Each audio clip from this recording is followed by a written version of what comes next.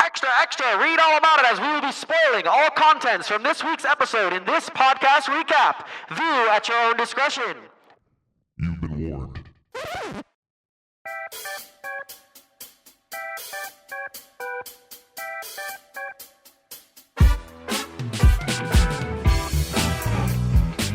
Welcome back to the house. We are back. Part 2 of our night. Part 1 of your night. Listening to the breakdown of the latest episode of The Last of Us. Thanks for joining us at the house. Check us out on YouTube. Check us out on Instagram. Check us out on TikTok. Like, comment, subscribe. Share with your friends. We love all our guests at the house, and we love talking different shows with them. Today, we are here to break down the next episode of The Last of Us, episode 3. Just premiered on Sunday. I am your podcast host, Noah Marano. Back again with my co-host and producer, the 100 men chosen to take down the gorilla. How's that going for you guys? Clean and easy. Excellent. Are you thinking 100 men or one gorilla? It's hard for me to not pick the gorilla. That being said, I have seen some very compelling arguments towards this that make me want to side with the 100 men. Some very people are very creative. I give them credit. I saw this one dude said, "Don't give me 100, give me 10, but I get to pick what 10." Yeah, I think I saw that TikTok. It was going. And the 10 he picked would clear. Would clear a well, gorilla. Another one of his things was give me 10 with 1 day of prep time. I think if you had prep time, 100 men easy. My thing is if you just dropped like 100 men, like 100 random dudes into an arena, and then like a gorilla appeared from like the cage in the wall, like a gladiator style, what would go down? You would be assuming that the gorilla immediately is attacking. I feel like it wouldn't attack immediately. I'm talking gladiator style, so yeah, I'm assuming this gorilla is going to attack. Like this gorilla is feral type stuff. Yeah. I think everybody that's online, I think most people I've seen take 100 men. The people that take the gorilla, I just think are underestimating how many 100 people are. I agree. Like when you actually see 100 people, it's a lot. So I think if like a Thanos snap, where it's just like 100 random. So it's like it's not guys of like you don't just take the average height and weight of a man. You have like some guys are a little bit smaller, skinnier maybe, but then you got some guys are built like an offensive tackle. You know, you throw a couple Trent Williams in there, you throw a couple people heavyweights, and you throw a couple cruiserweights. And it's just like with that just a mix of random. I just think you can get the job I think, done. unfortunately, that wouldn't help the men's case, though, because if we took 100 random men, I don't think we'd get a lot of those, like, peak athlete types or peak body types that we would need to take on the gorilla. I don't know. This is, even if they're not just, like, peak athletes, I mean, bodybuilders. You've got, people that What are live in the odds, though, we get gym more and than 5 bodybuilders, though? out of 100? Yeah, but, like, if you're 5%? picking to the pool of the male race, that's a lot of guys. That's a lot. But even just, like, fit guys, you know what I mean? Yeah. It's like, yeah, you're gonna get some guys that are like fodder. Yeah. I mean, yeah, we throw them into. I think there's just stipulations. If it's just 100 random dudes dropped into a cage with a gorilla and the gorilla's feral, I think I would take the gorilla. But some of these stipulations that people are getting in and adding in, I would take. That's the thing that I hate when people do that, because it's like the tweet that went viral was 100 people and a gorilla. And a gorilla. Like, what would you take? But like I said, the arguments are compelling. This topic is compelling. Let's keep it going for about another week before the trend dies. A week? I'm already tired of it. We're done. Everybody got their opinions out. We can move on. All right. Now that we're not talking gorillas, we are talking The Last of Us episode 3. But before we can get into that episode and our review of the show, let's dive into what happened in the episode with our 10 in 2. All right, so 3 months later after Joel's death, Jackson is slowly rebuilding, but Ellie remains emotionally scarred and withdrawn. She is forced to attend sessions with therapist Gail where both pretend to be okay. However, Ellie is haunted by the grief of her surrogate dad's death. Ellie visits Joel's house, breaking down from memories of him, and Dina reveals she knows of Joel's killers, members of the Washington Liberation Front, or WOLF, in Seattle, but kept it a secret to avoid any rash decisions on Ellie's part. Ellie makes a heartfelt and restrained plea to the town council, basically pleading for them to pursue justice, arguing it's essential for community identity, but her plea fails as the council votes against sending a group to hunt down the wolves. Undeterred, though, Ellie and Dina secretly set off for Seattle, and on the way they discover a gruesome aftermath of a massacre of a random group of travelers believed to be done by Abby's group. Meanwhile, the wolves are shown mobilizing in the city as we head towards the coming conflict. All right, so this was a slower paced episode. Come down from the emotional high that we experienced throughout the first 2 episodes. Yeah. I'm not the biggest fan of it, and here's why. I thought there were a lot of good moments in the episode. I am stuck again, struggling with whether Ellie can hold up this show, and that's my biggest complaint. Just I hate to say it's the same as last week, but I just don't know. It's like it's missing like a central force to me, and she's still too annoying for me to really like think of her as like she's the main character that can literally push this show forward for the rest of the show. I do think Dina's compelling. She's charismatic, which I appreciate. And I do agree that it helps because we have someone Ellie can bounce off of. But Ellie just still pisses me off, bro. And honestly, like I'm curious to hear your thoughts because I think you're in a different camp than I am. Because you were saying like you thought her acting took a jump last 2 episodes. I genuinely don't feel like she's really doing like a good job. And I hate to say that because like I don't know anything about acting. I don't know what's what. I don't know what it takes to be an actor. So I hate saying that. But like, I don't know, just when watching this, I'm not as compelled by her as I was by Joel, literally within the 2 episodes that I got Joel. So I don't know. What are your thoughts? What did you think about this episode? Yeah, I think there's people in that camp, and if you are, I think you're just gonna miss out on everything this season has to offer. Okay. Because if you just can't stand her on the screen every time she's on the screen, you're just not gonna like this season because she is the protagonist. Yeah. And she is the main character Yeah. now. And like, so if you just go in every week and that's like what you're stuck behind, I think then you're in for like a long ride. Yeah. But for me personally, again, I've worked through that. Would I prefer someone that looks a little bit more like Ellie and whatnot? Sure, of course. But this is what we got. This is a IP that's very near and dear to me, and so I'm not gonna let that ruin my time and appreciate everything else that I've gotten and then what I'm gonna get. Yeah. As far as the pace of this episode, was a little bit slower. This is a trend that we see in shows like this. But usually it happens later in the season. Mm-hmm. So I'm glad it happens early. Usually, Disney is infamous for this. They give you a mid-season finale. It's like freaking banger. And then literally the second to last episode is like this episode was like a come down. And you're like, okay, but like we're losing momentum here. Yeah. Because we only have like 2 episodes left. This, we're doing it early, come down episode. And then we're about to go into all gas, no brakes. Yeah. This whole episode is not in the game, and this is dope. Really? Yeah. Okay. This whole episode is pretty much not in the game, because in the game, Joel's death happens, and the next day we're in Seattle. Got it. So this is like a lot. This is all additional complete context. Yeah. There's stuff. not a 3-month jump. Yeah. It's the next day. Ellie is gearing up and she goes to Seattle. Gotcha. Again, things happen a little bit different in the game. Ellie, as soon after post Joel's death, has a conversation with Tommy. They go back and forth. She has a conversation, with Dina and whatnot, and then she sets off to go to Seattle with Dina. And then but it's like, this is why I love getting this as a show, because like in the game, it's like, I ain't got no time to walk around the city and talk to Tommy and go to a board meeting and do this. I'm trying to throw a bottle, get this dude to walk over there and stab him in the neck. You know what I mean? I'm not trying to sit here and have conversations. It's like, I appreciate the dialogue in between the action sequences in the game, but like I ain't got time to just sit here and walk around the city and talk to people. I'm trying to cap some kids. So Clip that. this as a show, I was like, okay, I like that we're like world building. I like that we're, taking time to tender to our relationships and we're building up, all this stuff. We're getting to see Ellie deal with the grief. We see, which I love, because like this whole episode, she's just like lying. Yeah.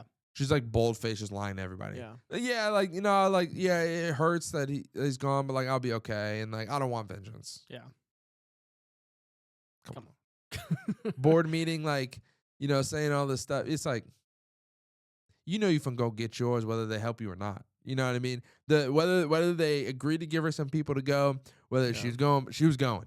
Mhm. There's no question about that. Yeah. Okay. This wasn't Ellie being like, maybe I should go, maybe I shouldn't go. No, the whole plan, the whole time she was like, I'm going and getting mine back. Yeah. And so I just appreciated all the dialogue. I love getting the world building. Ellie comes back, you know, from the hospital, sees all the flowers. That's in the video game. As you're walking back to the house, there's like flowers up the stairwell and whatnot. You know, the scene where she has the box on her bed with the watch and the gun, like that's like shot for shot the video game. You walk into her room, the red box is there. You go, you get the revolver. What else happens at the house? The jacket scene was the biggest. The jacket scene is in the video game. I did think that was really good from her.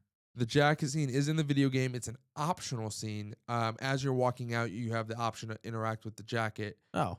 Some people don't do it. They're just like focused on getting out the door. I'm keeping it moving. But like me, my first time playing through, I always interacted with everything. And so I had the scene with the jacket. Super sentimental, super dope. Made me want to go get mine even more.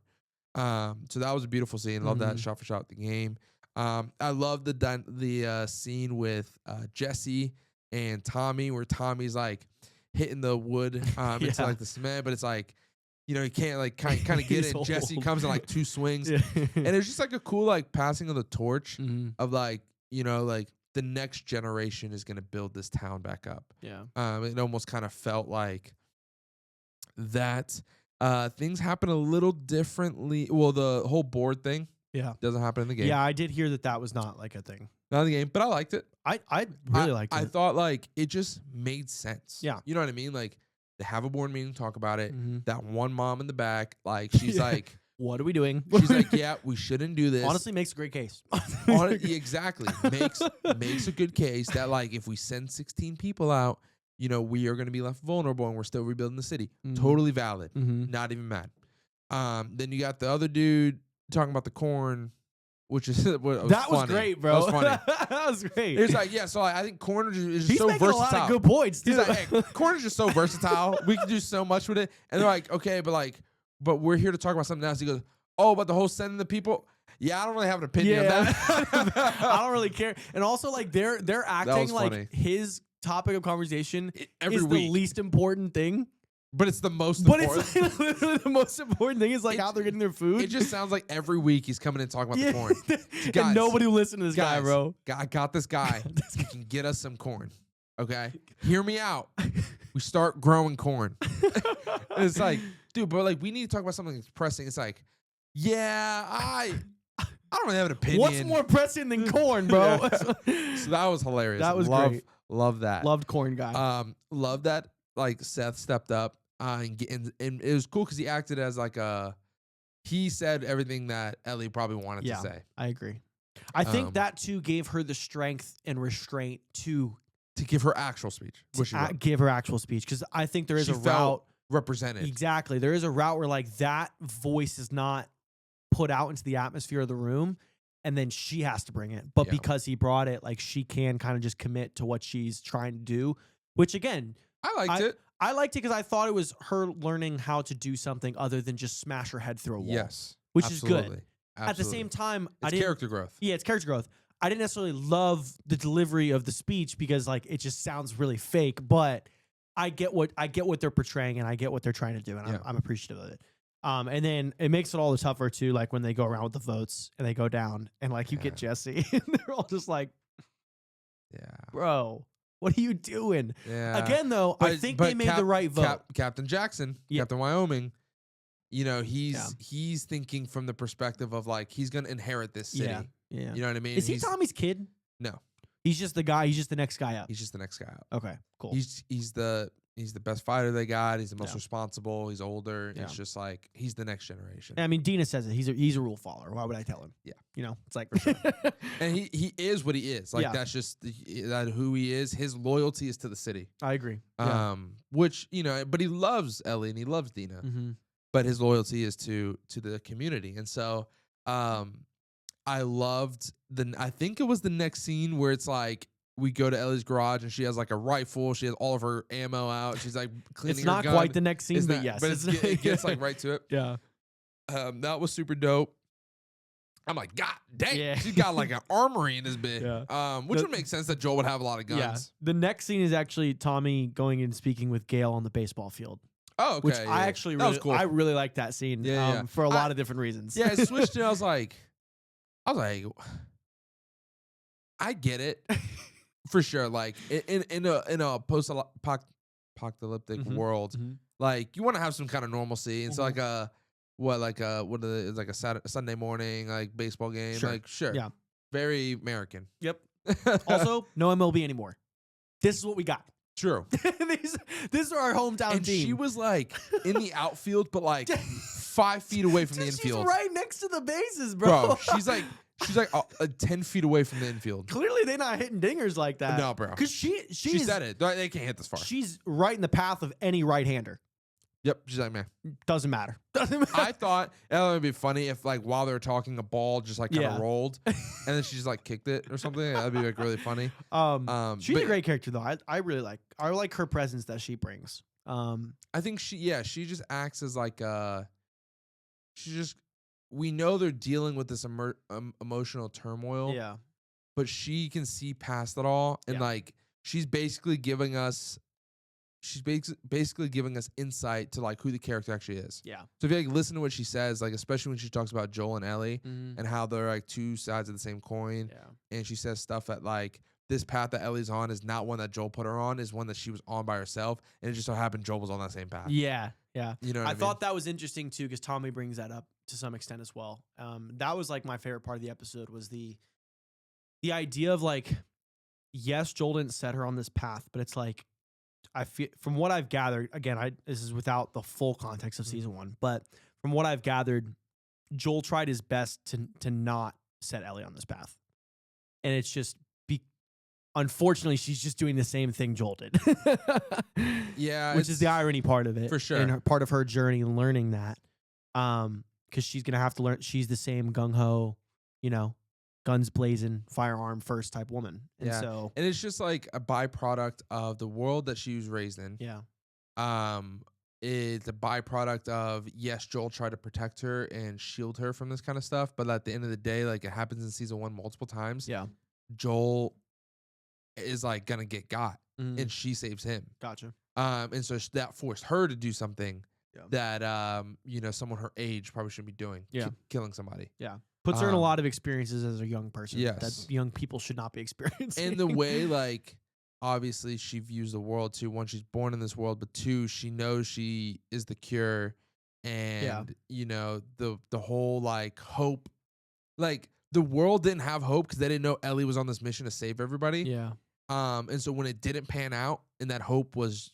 lost, yeah, only her and Joel and anybody who knows about the Fireflies kind of feel that fade away. yeah. The world doesn't know that, oh, we had a chance. Yeah. We had a chance to go back to normal. It's just them. It's just she carries Yeah. that burden. So can I ask something on that topic? Because I actually was wanting to get to that topic. Is that just not a part of the show anymore, or the plot, the through line, the fact that she is the cure? Because like typically in a show like this, when the cure pops up, that is the entire plot. Mm-hmm. But it seems to me like that's just not really like a thing at all. Like you're saying, like they've lost hope and like it doesn't exist anymore. Like why can't we still have the cure, and why can't we still fix the world? Because anybody that knew she was immune Mm-hmm. and anybody that was smart enough to devise a cure was massacred. So the Fireflies are legitimately the only people left remaining that could have gathered a cure from They're her. the only ones that had scientists that we know of, Gotcha. and nobody else knows that she's immune. She hasn't told Yeah, anybody. she hasn't told anybody. So it's like the only people that knew were Joel, which is dead, Mm-hmm. and that was it actually. Tommy knows. Tommy knows. Because they had that scene. That's it. She'll probably tell Dina, I'd imagine. Dina will probably just find out. They already hinted at Dina finding out because she gets cut in the warehouse in episode 2, I think. And She gets has bit. to, yeah, she's bit. She has to hide it from Dina. She cuts it. You remember? Yeah, that's right. She cuts it. Yeah, that's gross. That's gross. She cuts the bite marks to make it look Which, like. by the way, like it still It's a looks weird- like bite marks. It's a weird. It's a weird shape. Yeah, But at the same time, like she doesn't just have the open wound. Like she has Yeah. a bandaged. Yeah, So- I know. She has advantage, but So, I feel like Dina's gonna find out eventually. I'd be surprised if Dina didn't find out. And I don't necessarily want you to answer like whether this even matters anymore, but I'm left curious. Like, doesn't even seem like it's really gonna be a part of the plot, and like that's a major thing. Is like she literally could fix humanity's problem right now. Yeah. And I agree. Like, I guess the scientists that like they knew of are gone, so they would definitely have to find new scientists. Yeah. If there are any around. But yeah, no, I did appreciate Dina's presence in this episode a lot. I love her. She's really good. I Makes love me her. very hopeful for Superman. I kind of feel like she's better in the show than she's in the game. Okay. I remember her in the game.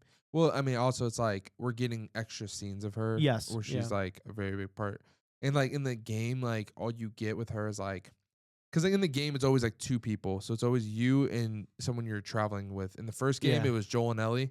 Obviously, in the second game, you don't get Joel, so it's Ellie and whoever. And so most of the game, pretty much, it switches and whatnot. Is it not just Dina the entire time? It just switches based off like who she's with. Gotcha. And so it's always Ellie and most of the time it's Dina as well. And so you just get dialogue when they're like traveling. There's a lot of scenes where you're like traveling on horseback to a location and then they just get like they have dialogue. Which by this point in the game you've got a lot of dialogue with Dina. And a lot of the not sexual tension because it's not sexual, but it's like flirty, the flirting dialogue, which we do get in the show. But up until the tent scene, we didn't get like as much as we kind of had in the game. Like that conversation of like rate our kiss, like how good was our kiss? That happens in the second episode when they find the weed farm. Yeah. That conversation happens there. Oh, So okay. because Dina was with Joel and not there, that conversation never could have happened. So they kind of like Gotcha. wrote this in to have that scene Yeah. Okay. together, which I thought was nice. But yeah, to your point, I very much appreciate Dina. Yeah, I think she's really good. It makes me a little hopeful for Superman because she's in that. She's a major character in that. But aside from that, her charisma in this show is needed and it's welcomed. I think For sure. she does a really good job. And I think that'll be good for Ellie moving forward too. Like especially too like with my trying not to focus on Ellie and what I think about the actress's performance. Because I'm pretty good at like setting that to the side while I'm watching this because I agree I don't want it to ruin my whole experience with the show just because I don't agree with it. But this does feel like a very different show from here on out. And I was wondering, like, with you, like, knowing the context of both what we've seen and what we're going to see, like, this feels like almost like a completely different show at this point moving forward. Maybe it's not, but No, Seattle but stuff's going to go crazy. yeah, it's not necessarily. If anything, like because the whole first season you're constantly on the move, Gotcha. right? Because you're journeying from where they were, which I forget where they were off the top of my head. Wasn't it Texas? DC. Isn't that where he's from? No, He's they were from in Boston. Boston. They're in That's what Boston. it was. And they're traveling all the way across the country Yeah. to. They go to like, don't they have to travel to Vegas at one point, and then Yeah, they they're travel up to traveling They through- finally figure out to go to Wyoming. They go past Wyoming and they have to come. And then they go back to Yeah, Wyoming yeah. after it's all said and Yeah, done. yeah. I forget where, but anyways, they travel across the country Yeah, essentially. yeah. So the whole first season's moving. Mm-hmm. So like what you've actually seen, is like they've only really been in Jackson. Yeah, yeah. So it's like this is weird. Gotcha. The fact that we're spending multiple seasons in the same spot is weird. Gotcha. Not necessarily, yeah, and like you said, it kind of feels like a different show. It's just because we're on the move, Gotcha. and we're gonna take Going place in a back to different the setting. to the original kind of formula. I did appreciate that we're already in Seattle. I did too. I did too. I did I too. just like I appreciated it as much as I actually appreciated the 3-month time jump. Sure. I thought both those things were good. Yeah, Because I didn't want to sit in the aftermath of Joel's death for an entire episode, for sure. which we did, but in a very different way. We did, but progressed as well. Yeah, we progressed it a little further down the line instead like of we like had being, to take a moment to. Yeah. And that moment with Tommy did that. And that Yes. was a good moment with that. We had to take a moment to acknowledge it. We can't just glaze over that. 1,000%. But yeah, I wow, I just lost my train of thought. Continue with what your point. On the way to Seattle, Mhm. we see some people that we also got like a little scene with Yeah. that were massacred. I had a question about them. Are they important? Yes. Okay. Like really important?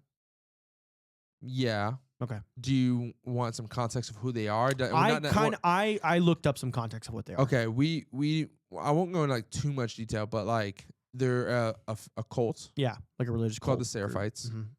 Mhm. Nicknamed the Scars. Okay. Because of the scars that they carve into Joker their scars. yes, the Joker scars Mhm. that they carve into their face. They are a religious cult that, and this isn't necessarily like gonna spoil anything. This is just their origin, which the game gives you context to, but it's not directly related to the plot. They're a religious cult that follow a prophet who foresaw the end of the world. And obviously, when the end of the world happened, They were like, hold yeah, they were like, this is biblical truth, and they're like very they're very primal. So they're although in this episode they were massacred, and it's like you kind of feel bad for them. They are notoriously like savage. Group of people. What else about the Seraphites? They don't use any modern technology. Yeah, I kind of picked up on that with the hammer stuff. Yep. So they use like bows, hammers, and whatnot, and then they communicate long distance through whistling. I did think that was cool. So that's something that that's like a them thing. Yeah, very cool. So if we're in a scene with like wolves or something, and you hear, That's true. I gotta listen out for whistles now. If I hear it. Just be what the frick going on? Does it do that in the game? Like, does it just randomly whistle but it like doesn't actually lead to anything? But you just can hear the whistles going on. What I said is not referring to something that's going to happen. Yeah. I'm just saying it was a joke. But in the game, when you're ever fighting them or you encounter them, as you're sneaking around, if you get spotted and you're like running away, they will whistle to communicate to each other where you are. Very so cool. they're not going to say, "Hey, he's over there." Yeah. You'll just hear whistling. That's cool. And you're just like, yeah. Where are they? I think it would be fun if in the show from here on out, when other scenes are happening with whether it's LA and Dina or other groups like Wolf, if they're being stalked, if you do just hear like the whistle off in the distance, and it doesn't actually like directly lead to any like conflict, but you just hear it. So you know they're being watched. So you know that they're around and they're watching. I think that would be a cool. That would be layer. Cool. But yeah, so they get to Seattle and they're ready to take on the army. I guess. Yeah, that's a full friggin' army, bro. Yeah, but they don't know that. What do they do? What are they gonna do? Ellie was like, it's just like 6 of them. Yeah. Update, not 6. You could not be more wrong. They have tanks. They have tanks. I just don't know what they're supposed to do. Like, other than sneak around and try their best. But, like, this isn't Abby's group going into Jackson. This is Which that would have never worked. Would have never worked either. But I would have given them more of a chance. They got so lucky Joel was outside. Yeah, they really did. It was a perfect storm. But they got, at the same time, like, I could believe that more than I can. Like, I could believe them infiltrating in some way more than I'm going to have a hard time believing that they infiltrate. You won't. It's a big city. They're in Seattle, so they can definitely sneak around for sure. In the video game, they occupy. This isn't like a major like plot thing, but like they occupy a football stadium, probably the Seahawks. CenturyLink Field. Yeah, that's like where they that a base. Good base of operations. Really. Yeah, good. like I think I would go for solid a base field. of operations. Would you? I feel like I think that's the best route. You could have everything covered. There's really not that many ways in or out. Yeah. So and then I would probably got walls basically built in pretty much, and especially with that field because they got the big overhead with just like the link, just the middle part that's open. I'm not gonna lie, I really thought I'd like the Falcon guy's character. I hate him. Oh, is that when he was on the patrol thing? Yeah. Tell me to watch C6 and C7. I want to watch C7. I thought he was going to be some cool dude that I was going to root for. Cocksucker. God dang, bro. He is a cocksucker, bro. He's a cocksucker. Yeah, insane. Because I just want him to die. But like he's a good character, but because of that. But I just really thought I was going to like him. And the first couple scenes you get with him in this season, it's not like this. And then every episode since basically Joel died, like every scene he's in since they start killing Joel, it's been like, bro, somebody pop this guy. Please. Pop this kid, please, bro. But I think he's up in the needle too when he's doing his little observation thing. Which also another great vantage point for Seattle. Yeah. You just got a tower that you can just view everything from. For sure. Super cool. But yeah, I guess they'll be able to sneak around because it's Seattle. It's so big. And honestly, yes, they have an army, but it's not as big. You'll see. Yeah. It's not going to be. No. It's not going to be. It's like they're not all in one location, Yeah. one little room. That's just to, Yeah. fight this whole army. Yeah, It's a big city. To your point earlier, though, I do agree. I like that they're kind of doing this in reverse of what we've seen on Disney a lot, which is like have a lot of the season, come down, end it. They're doing Your slower stuff is well, they started off with a bang, sure. and then they Yeah. immediately come down to give you a second to breathe because that's a big bang. It is one of the biggest in gaming history. Yeah, 100%. And honestly, television, it's a pretty Sure. large one in television too. There's not Yeah. many shows that just literally kill off their protagonist, like their main protagonist. Yep. I mean, it This happens early in a show. It happens in Game of Thrones 34 times, Yeah. but Yeah. outside of that, But even still, like, you've got Daenerys, you've got Jon, like, you've got your protagonists. But golly, so bang. But it gives you a second to rest. yes. And now it's is just your It feels like, too, it gave me a second to breathe because it's just going to be kind of all gas from here. It will be. You're not going to be able to breathe. Yeah, like, it's just going to be her going after the wolves consistently, sneaking around the city.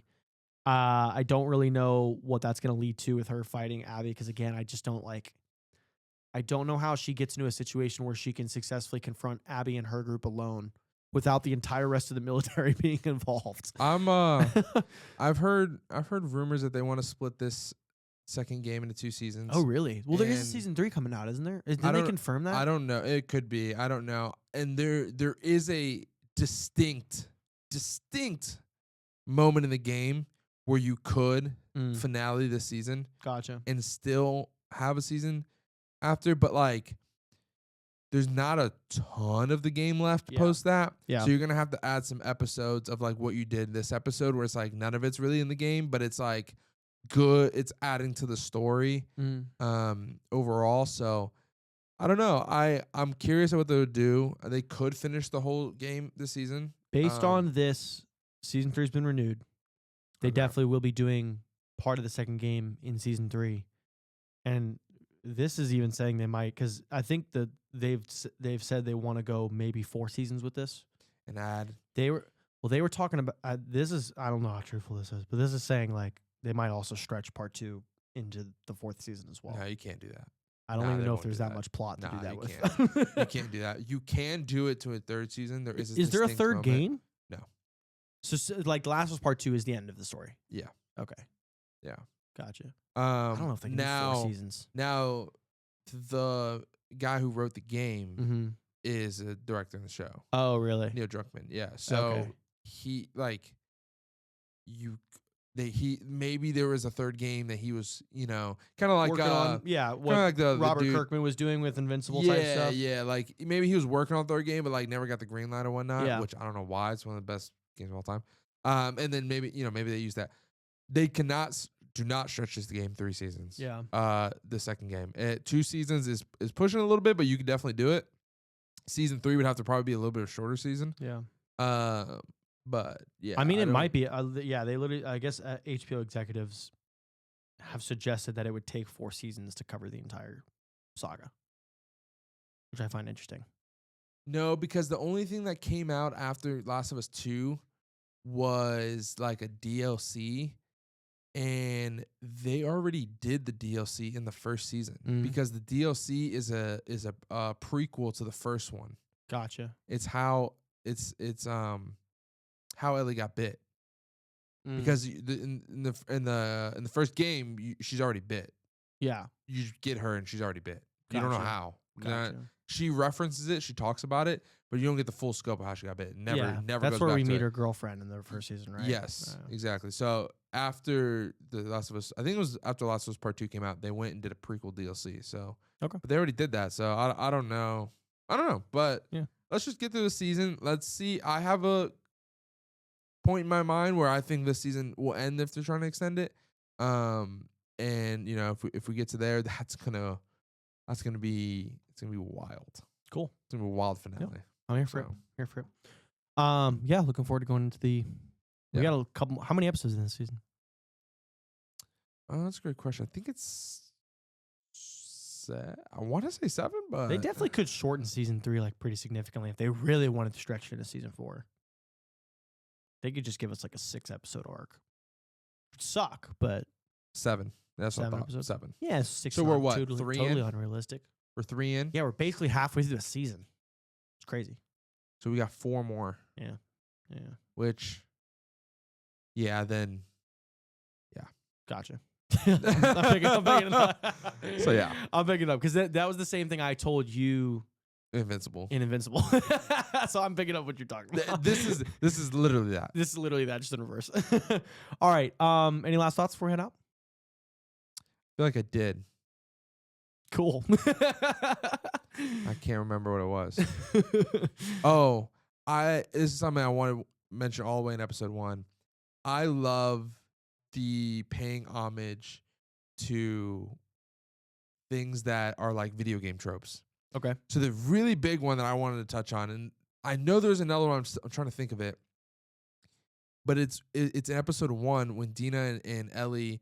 You remember when they see like the bear? Yeah. And they go into that place and it's like that one like clicker. Mm-hmm. And Dina gives her a bottle Mm-hmm. and she's like, throw the bottle Yeah. to distract it. Like that is the most Yeah. that is the one. That is the most. That is the most important mechanic in the game. is finding a glass bottle And distracting someone. and throwing it. Yeah. And they go, what was that? And then walk over there and you go, die.